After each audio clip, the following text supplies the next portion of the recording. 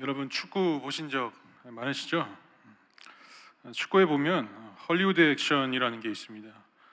발에 걸리지 않았는데 마치 발에 걸린 것처럼 절묘하게 넘어지는 속임 동작을 헐리우드 액션이라고 얘기를 하죠. 심판이 또 사람인지라 수비수와 이 공격수가 이렇게 엉켜 붙으면 파울인지 아닌지 이걸 볼 겨를이 없기 때문에 동작을 크게 하고 넘어지면 파울이 아니어도 파울이라고 선언할 때가 있습니다. 요즘에는 이제 비디오 판독을 하기 때문에 예전처럼 속일 수가 없습니다.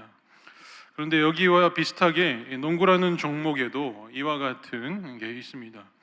농구 역시도 이제 동작이기 때문에 파울을 받아내기 위해서 프로 농구를 보면 소리를 지르는 게 굉장히 중요합니다. 국내 프로농구를 보면 선수들이 이렇게 슛을 던지거나 공을 드리블하면서 돌파할 때 간혹 이제 소리를 지를 때가 있습니다. 수비수가 공격자의 손을 치거나 팔을 치거나 공격자의 범위를 방해하는 그런 행동을 하면 공격자는 자신에게 반칙을 했다라는 의미로 소리를 외칩니다. 왜냐하면 이 농구 역시도 이제 선수들끼리 많이 부딪히는 운동이다 보니까 심판이 정확하게 보는 것이 상당히 어렵습니다. 그래서 선수들은 조금이라도 부딪히거나 손이 스치기라고만 해도 일단 라고 소리를 지릅니다. 충분히 그냥 넘어갈 수 있는 상황임에도 불구하고 공격할 수 있는 기회를 한 번이라도 더 다시 되찾기 위해서 파울을 당했다라는 걸 표현하기 위해서 소리를 아주 크게 지릅니다.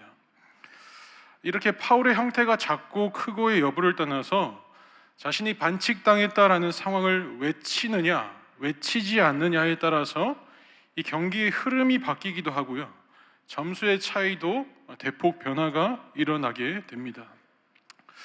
이처럼 우리의 믿음의 경주와 신앙의 여정도 마찬가지인 것 같습니다. 여러분, 신앙생활 하다 보면 우리가 다 순탄대로를 걷지는 않지 않습니까? 그 가운데 항상 우리 안에 이 고통이라는 끼인각들이 계속 우리의 삶을 찾아옵니다.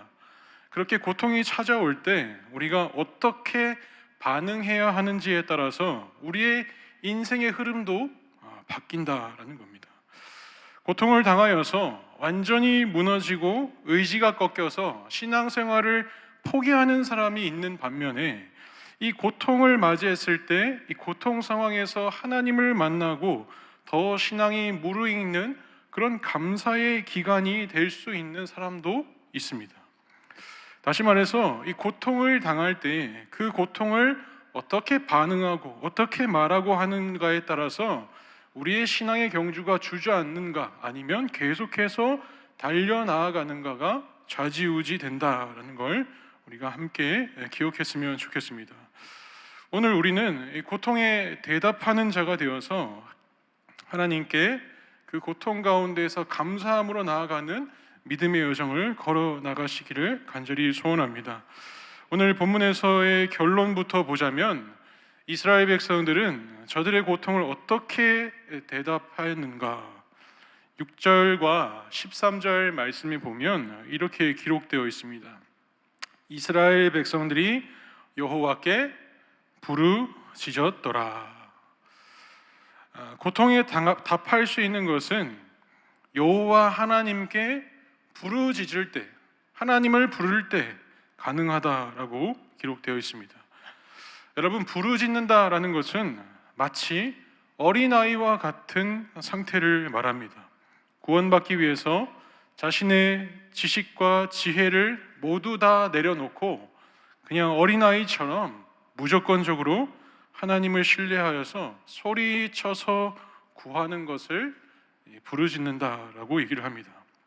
그렇다면 우리가 이 고통 중에 하나님께 부르짖을 때 하나님께서 어떤 답을 주시는가를 오늘 두 가지로 간단하게 나눠보고자 합니다. 첫 번째로 고통 중에 부르짖게 되면 하나님께서 바른 길로 인도해 주신다는 사실을 우리가 기억했으면 좋겠습니다. 오늘 본문의 배경을 보면 바벨론 포로 생활을 하던 중에 하나님께서 이 고레스 왕에게 은혜를 주십니다. 그래서 이 고레스의 칙령이 내려지고 이스라엘 백성들이 이 포로 생활에서 해방을 입게 됩니다. 이걸 제2의 출애굽기다라고 얘기를 합니다. 그런데 이후에 이스라엘 백성들의 상황이 문제가 발생했습니다. 포로 생활을 마치고 풀려난 것은 기뻤습니다. 그런데 또다시 그들에게 또 하나의 고통이 찾아왔습니다. 모세가 이끌었던 이스라엘 백성들의 상황과 매우 유사한데 오늘 본문 말씀의 4절 5절 말씀을 우리 다 같이 한번 읽어보겠습니다. 시작. 그들이 광야 사막길에서 방황하며 거주할 성읍을 찾지 못하고 줄이고 목이 말라. 아멘. 포로기 이전에는 수많은 적들이 둘러싸여져 있어서 이 적들 때문에 문제가 있었고요. 그리고 포로기 상황 가운데에서는 빨리 나라를 되찾는 것이 문제였습니다. 그리고 풀려나고 나서부터는 사막 가운데에서 정처 없이 돌아다니는 것, 먹고 마실 것이 없어서 죽게 되었다라는 게 문제인 것입니다. 한마디로 이스라엘 백성들은 포로기에서 해방은 되었지만 어떻게 살아가야 할지 삶의 나침판을 잃어버렸던 것입니다. 여러분, 인생에 진전이 없는 것, 인생의 속도가 안 나는 것이 문제일 수도 있지만 그보다 더 큰 고통이 있다면 그건 바로 방향을 잃어버린 것이라고 말할 수 있습니다.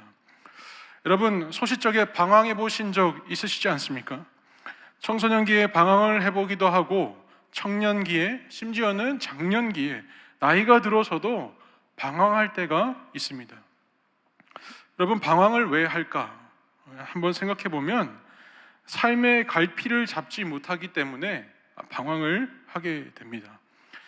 우리의 삶에는 이 선택이라는 과정이 항상 맞닥뜨리는데 그 선택의 과정이 고통스럽게 느껴지기 때문에 이 방황이라는 것을 회피책으로 우리가 삼고는 합니다. 미래에 대한 기대보다 미래에 대한 불안감이 더 클 때면 방황하는 것을 끝맺지 못하고 계속 그렇게 살아가는 수밖에 없는 것입니다. 본문에서 이스라엘 백성들은 해방 이후에 방황하며 목숨이 매우 위태로운 상태였습니다. 이때 이들이 그 고통을 어떻게 했느냐 하니 여호와 하나님께 부르짖었다라는 겁니다. 부르짖었더니 하나님께서 그 고통에서 건지시고 바른 길로 인도하시겠다라고 답하여 주고 계십니다.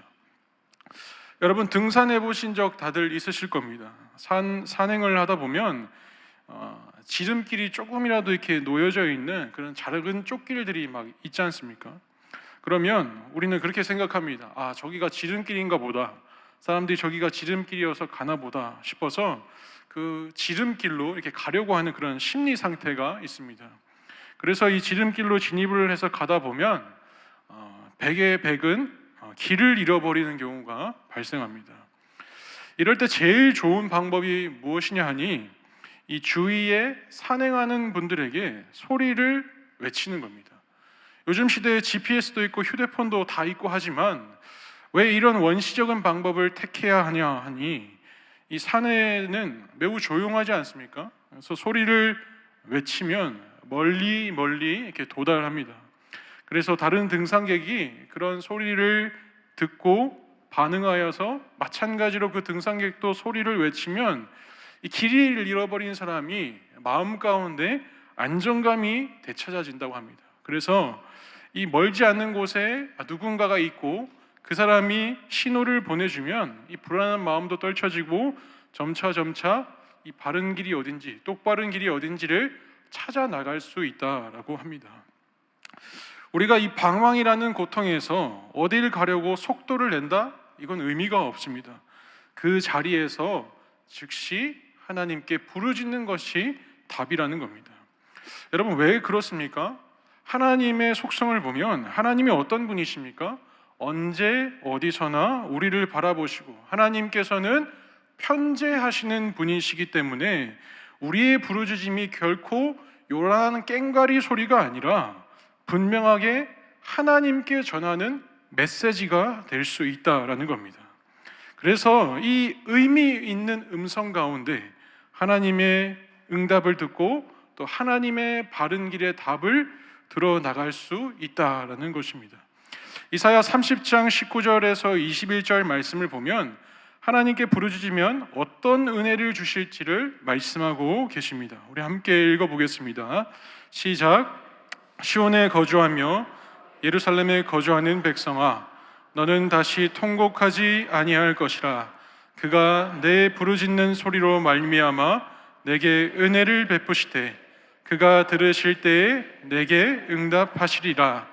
주께서 너희에게 환난의 떡과 고생의 물을 주시나 내 스승은 다시 숨기지 아니하시리니 내 눈이 내 스승을 볼 것이며 너희가 오른쪽으로 치우치든지 왼쪽으로 치우치든지 내 뒤에서 말소리가 내 귀에 들려 이르기를 이것이 바른 길이니 너희는 이리로 가라 할 것이며. 아멘. 하나님께 부르짖으면 바른 길을 갈 수 있도록 우리의 뒤에서 말씀하여 주신다라고 기록하고 있습니다. 여호와를 부르짖으면 심지어 뒤에서뿐만이 아니라 좌우나 우르나 그 기울인 삶에서조차도 하나님께서는 바른 길로 갈 수 있도록 인도하시겠다라고 약속하고 계십니다. 여러분, 바른 길이 누구에 있는가? 이 말씀을 보면 눈치챌 수 있겠죠. 하나님께 바른 길이 있고 그 하나님이 열어주셔야만 우리가 바른 길로 걸어갈 수 있는 것입니다. 우리에게 방황이라는 고통의 삶을 끝낼 수 있는 길에 다른 어떤 대안은 존재하지 않습니다. 하나님께 부르짖어서 하나님만이 유일한 바른 길을 인도하시는 분임을 우리가 깨닫고 이 고통의 인생 가운데 다른 것에 낭비하지 말았으면 좋겠습니다. 오직 우리가 믿고 우리가 의지하는 그 하나님을 부르짖을 때 하나님께서 여시는 그 바른 길 가운데 인도함을 받고 하나님께 감사를 드높일 수 있는 저와 여러분이 되시기를 간절히 소원합니다. 두 번째로, 하나님께 부르짖으면 흑암과 사망의 그늘에서 인도함을 받는다라고 기록하고 있습니다. 이스라엘 백성들이 바벨론 포로로 잡혀간 이유가 무엇이었습니까?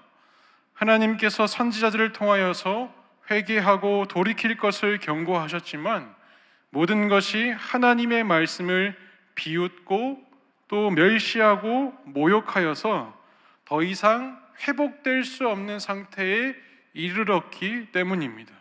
이게 바로 흑암과 사망의 그늘에 머무는 상태라고 여기고 있습니다.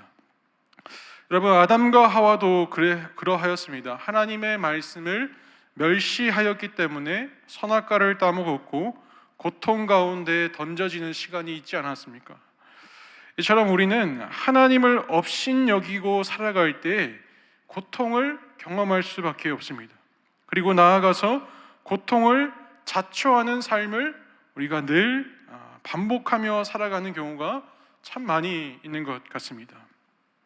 실제로 이 하나님을 믿는다고 하지만 하나님을 믿지 않는 자처럼 얼마든지 살아갈 수 있습니다. 믿지 않는 자처럼 살아가고 있는 것, 이것은 결코 하나님을 업신여기며 살아가는 삶과 동일하다라는 겁니다. 제가 교회에서 청년 생활을 할 때 한 형님과 이제 같은 셀과 모임이 되면서 친한 사이가 됐습니다. 근데 이 형님이 자기는 모태신앙이라고 굉장한 자부심을 발휘하면서 막 모임할 때마다 내가 모태신앙이잖아 이러면서 항상 모임의 얘기를 했습니다. 그렇게 모임 시간에서 이제 교제를 하면 늘 이 형님이 하던 말이 나는 모태신앙이라서 하나님과 딜을 하지 않는다라는 소리를 나눔 시간에 빠지지 않고 이야기했습니다. 그런데 이 형이 이제 회사를 다니다가 이직을 하고 그 이직한 회사에서 사람들이랑 이제 회식 자리가 자주 생기면서 술을 이제 마시기 시작했습니다. 다음 날 저랑 통화하면서 어제 회식을 해서 술을 얼마나 마셨다니 머리가 아프다, 기도를 해달라, 이런저런 얘기를 하더라고요. 제가 그런 전화를 이제 받을 때면 마시면 안 된다, 정신 차려라, 4살 어린 동생한테 작살나게 맞아본 적 있냐, 막 협박과 회유를 반복하면서 이 형님이랑 통화를 하곤 했습니다. 그리고 몇 달이 지나서 이제 또 전화 통화를 하는데 술 마신 얘기를 또 반복해서 하더라고요.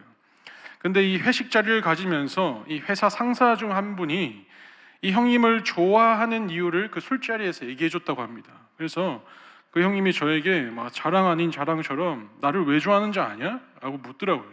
그래서 내가 모르겠는데 왜 형을 좋아하냐라고 했더니 아무개 씨는 교회 다니는 사람 같지 않게 행동해서 너무 좋다라고 칭찬을 했다고 합니다. 이 형님이 같이 맞담배도 피고 폭탄주도 마시고 계속 이제 안 믿는 사람처럼 하니까 이 상사가 깜짝 놀랐다고 합니다. 여러분, 교회에서는 이 하나님을 믿는 신앙인의 모습으로 교회를 떠나서는 교회 다니는 사람이 아닌 것처럼 이렇게 우리가 둔갑해서 사는 것은 결코 칭찬이 아닙니다. 여러분, 부끄럽고 고통스러운 말 아닙니까?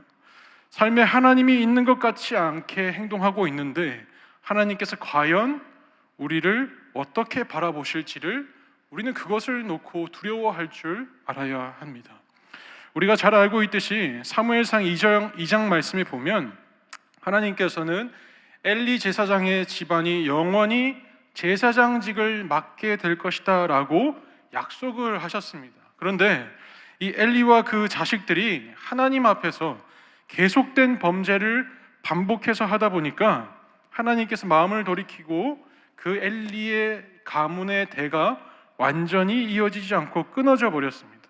그리고 사무엘상 2장 30절 말씀에 이렇게 기록하고 있습니다. 그러므로 이스라엘의 하나님 나 여호와가 말하노라, 내가 전에 내 집과 내 조상의 집이 내 앞에 영원히 행하리라 하였으나 이제 나 여호와가 말하노니 결단코 그렇게 하지 아니하리라. 나를 존중히 여기는 자를 내가 존중히 여기고 나를 멸시하는 자를 내가 경멸하리라. 아멘. 사람이 하나님을 없이 하면 하나님 역시도 우리를 없는 자로 여기신다라는 사실을 우리가 잊지 말아야 합니다. 사랑하는 성도 여러분, 우리의 삶에 고통이 있습니까?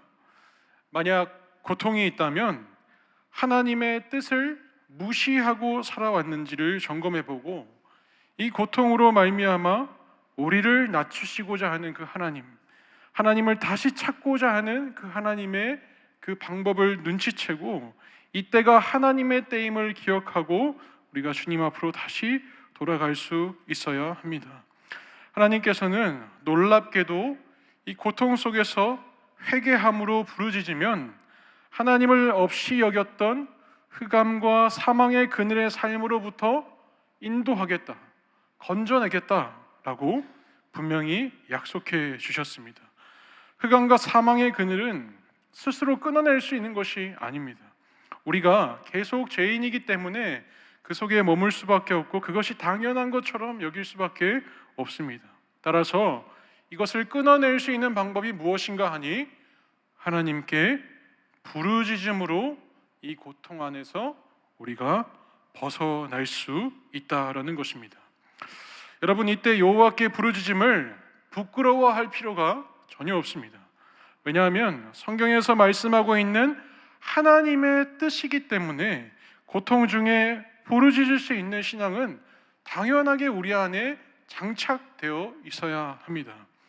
여러분, 욥의 부르짖음을 한번 보십시오.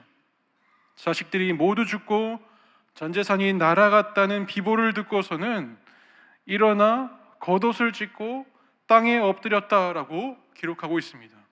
그런 욥의 모습을 욥기 1장 22절 말씀에는 이렇게 말씀합니다. 이 모든 일에 욥이 범죄하지 아니하고 하나님을 향하여 원망하지 아니하니라. 욥이 한 이 모든 행동들이 범죄함이 없다라고 말씀합니다. 옷을 찢고 땅에 엎드리고 소리쳐 울었던 그 욥의 모습을 볼 때 부르짖음이 어떤 겁니까? 부끄러운 일이 아니라는 겁니다. 죄를 짓는 일도 결코 아니라는 겁니다. 그러므로 우리는 부르짖으라고 말씀하신 이 하나님의 말씀에 부르짖을 만한 상황을 스스로 정해 놓으면 안 됩니다. 사랑하는 사람이 죽고 중한 병에 걸렸을 때, 억울한 일이 생겼을 때만 우리가 부르짖음을 사용하는 것이 아니라 내 안의 고통이 크고 작든지에 관계없이 부르짖을 줄 아는 신앙이 우리 안에 있어야 될 줄로 믿습니다. 예레미야 33장 1절에서 3절 말씀을 읽고 마무리하고자 합니다. 우리 이 말씀을 함께 읽어보겠습니다. 시작. 예레미야가 아직 시위대 뜰에 갇혀 있을 때에 여호와의 말씀이 그에게 두 번째로 임하니라. 이르시되 이를 행하시는 여호와, 그것을 만들며 성취하시는 여호와, 그의 이름을 여호와라 하는 이가 이와 같이 이르시도다. 너는 내게 부르짖으라. 내가 내게 응답하겠고 내가 알지 못하는 크고 비밀한 일을 내게 보이리라. 아멘. 여러분, 예레미야는 자유로운 몸이 아니었습니다. 시위대 뜰에 갇혀 있는 고통이 있었습니다. 그런데 하나님께서 말씀하시기를 그 고통 속에서 부르짖을 것을 요구하셨습니다. 왜냐하면 부르짖음에는 하나님께서 반드시 응답을 약속하고 계시기 때문입니다. 사랑하는 성도 여러분, 이 고통 속에서 고통을 부르짖어서 이 하나님 앞에 대답하는 것이 어쩌면 우리의 옷에는 전혀 맞지 않는 그런 불편함일 수도 있습니다. 고통을 부르짖어서 내 아픔을 직접 확인하는 것만큼 잔인한 게 없습니다. 여러분, 제가 만약에 암에 걸렸으면 여러분에게 저 암 걸렸습니다 라고 외치면 누가 상처를 제일 많이 받을까요? 제가 제일 많이 받지 않겠습니까? 나 반신마비입니다. 나 집이 너무나 찢어지게 가난합니다. 이렇게 외치면 어떻습니까? 오히려 이 부르짖음은 우리 안에 있는 고통을 가중시키는 일처럼 느낄 수 있습니다. 그래서 고통을 참고 삼켜내는 것이 어쩌면 우리의 일상 가운데 더 편한 일인 것처럼 여길 수밖에 없는 겁니다. 하지만 여러분, 오늘 말씀 가운데 하나님께서는 어떻게 말씀하고 계십니까? 부르짖으라고 말씀하고 계십니다. 그럴 때 바른 길로 인도해내시고 우리의 흑암과 사망의 그늘에 갇혀있는 그 모습에서 구원을 허락해 주신다라고 약속해 주셨습니다. 사랑하는 성도 여러분, 우리의 고통을 담대히 하나님께 부르짖을 수 있는 저와 여러분이 되시기를 간절히 축원합니다. 우리를 해산의 고통으로부터 나으신 그 아바 아버지 앞에 담대히 우리의 고통을 부르짖어서 평생을 하나님만 부르짖으며 살아갈 수 있는 저와 여러분이 되시기를 주님의 이름으로 간절히 축원합니다. 기도하겠습니다. 사랑과 은혜가 충만하신 하나님 아버지, 오늘 말씀에 이스라엘 백성들은 고통 가운데 있었습니다. 방황하는 고통, 흑암과 사망의 그늘 가운데 주저앉아 있던 고통이 있었습니다. 그러나 그들이 여호와께 부르짖음으로 고통에 답을 하였고 인생의 목적지를 찾았고 흑암과 사망의 그늘에서 건짐받게 되었다는 사실을 이 시간 가운데 묵도합니다. 하나님, 우리의 인생 가운데서도 고통이 있습니다. 그러나 우리는 고통을 내 것으로 여기고 우리 안에서 감내하고자 하였습니다. 여전히 하나님이 우리의 아버지가 아닌 것처럼 고통에 용기 있는 반응을 하지 않았던 우리의 어리석음을 용서하여 주시옵소서. 이제는 우리의 아바 아버지가 되시는 그 하나님 앞에 담대히 부르짖음으로 말미암아 고통에 답을 얻고 다시 이 세상을 힘있게 살아가는 자가 되게 하여 주시옵소서. 거룩하신 예수 그리스도의 이름으로 기도드리옵나이다.